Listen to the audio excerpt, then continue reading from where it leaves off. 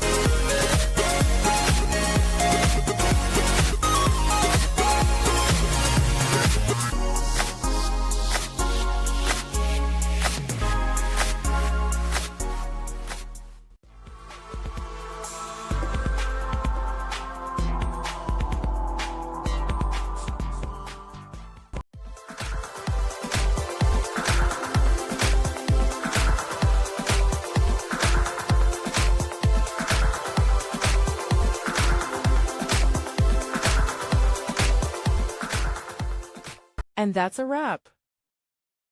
I hope you found the answer you were looking for. If you did, take a second to hit that subscribe button. It really helps out. And let me know in the comments which solution worked best for you. See you next time in the debug zone.